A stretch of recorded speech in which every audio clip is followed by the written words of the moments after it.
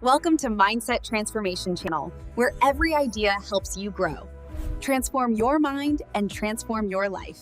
Negative thoughts can take over your mind in seconds, but what if you could reset your mindset in just 5 minutes? In this video, I'm going to show you a simple, fast, and effective way to stop negative thinking before it spirals. You'll learn how to interrupt negative thought patterns, regain mental clarity, and shift your focus instantly. No long exercises, no complicated techniques, just a quick mindset reset you can use anytime, anywhere. Let's begin. Ever feel totally stuck, like just overwhelmed by anxiety or a loop of negative thoughts you just can't shake? Well, that's what we're tackling today. We're going to build a super simple but really powerful toolkit to help you hit that mental reset button. And the best part? It takes 5 minutes or less. All right, let's dive in. So here's the game plan. First, we're going to figure out why we get stuck in these negative loops in the first place. Then, we'll look at how to break the cycle. After that, I'll walk you through 2 different toolkits. One is for when you feel that anxiety physically, in your body. And the other is for when it's all up in your head. And finally, we're going to wrap it all up into a super practical guide you can use anytime, anywhere. All right, first things first, let's really get to the bottom of the problem we're trying to solve here. It's called the negative thought loop. So why exactly do our brains get stuck on repeat like this? You know that feeling, right? Like your brain is a broken record player just stuck on some negative track? It's that one worry, or that one mistake, or that fear that just plays over and over again. And look, if this is you, you're not alone. This is a super common pattern our brains fall into, especially when we're feeling stressed out. Okay, so there's a name for this. Psychologists call it a negative thought loop, or sometimes rumination, and it's basically a vicious cycle. Think about it. A negative thought pops up, that makes you feel bad, and those bad feelings might make you, say, avoid something, which then just proves that original negative thought right. It's this self-feeding spiral that's so tough to break. And get this, there's some really fascinating science behind this. When you're stuck in that loop, scientists can actually see it on brain scans. There's a literal surge of blood to the parts of your brain tied to anger and depression. So you are physically fueling that negative state just by thinking. But, and this is the important part, the reverse is also true. You can redirect that blood flow with different thoughts. Okay, so we know the brain can get stuck. The big question is, how do we get it unstuck? Well, the answer is pretty simple. We have to hit the reset button. And that's exactly what this next part is all about, how to interrupt that pattern. The number one tool we're going to use is something called a pattern interrupt. It comes from a field called neuro-linguistic programming, or NLP, and it is so simple but so powerful. All you do is something unexpected. You could literally snap your fingers, stand up really fast, or ask yourself a weird question. The goal is to just jolt your brain out of that automatic cycle. It creates this tiny little pause, and in that pause, that's where you can take back control. And this is where that famous quote from Einstein really hits home. We can't solve problems by using the same kind of thinking we used when we created them, right? I mean, that's the whole point. To break out of the loop, you need a different kind of thinking. A pattern interrupt is what gives you that critical moment to actually shift your perspective. All right, so to use this toolkit, we've got to do a quick little check-in with ourselves first. This is the most important first step.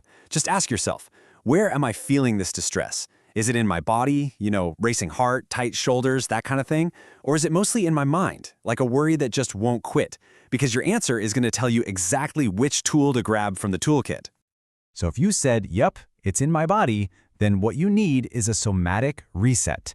That's just a fancy word for body-based. This toolkit is for those intense moments of physical anxiety and just feeling totally overwhelmed.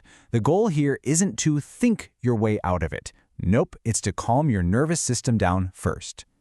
And the absolute fastest way to tell your brain, hey, we're safe, is through your breath. It's like a direct line to your nervous system. Let's look at 2 really great techniques. For that immediate, I'm freaking out right now tension, you want to try 4-7-8 breathing. You breathe in for 4, hold for 7, and then breathe out for 8. That long exhale's like a natural tranquilizer. Then for more of a long-term thing, to build up your stress resilience, you've got resonance breath. Just a simple, balanced 5 seconds in, 5 seconds out. It really helps get everything in sync. Okay, another amazing tool for your body-based kit is the 5-4-3-2-1 grounding method. This thing is a brilliant pattern interrupt because it completely forces your attention outward, away from the chaos in your head. You just go through your senses, name 5 things you can see, 4 things you can feel, 3 you can hear, and so on. It literally pulls you out of that internal spiral and plants you right back in the present moment. So powerful. But what if the problem isn't a physical panic? What if it's more like that nagging voice in your head, that constant worry or self-doubt? Well, that's when we open up our second toolkit, the cognitive reset. This one is all about tackling what's going on in your mind. And for this, we're going to borrow a super simple microprocess from cognitive behavioral therapy, or CBT. It's just 3 easy steps. Catch it, check it, change it. First, you just catch the thought. Notice it without judging it. Second, you check it. You put on your detective hat and question if it's really true. And third, you change it. You swap it out for something a little more balanced and realistic.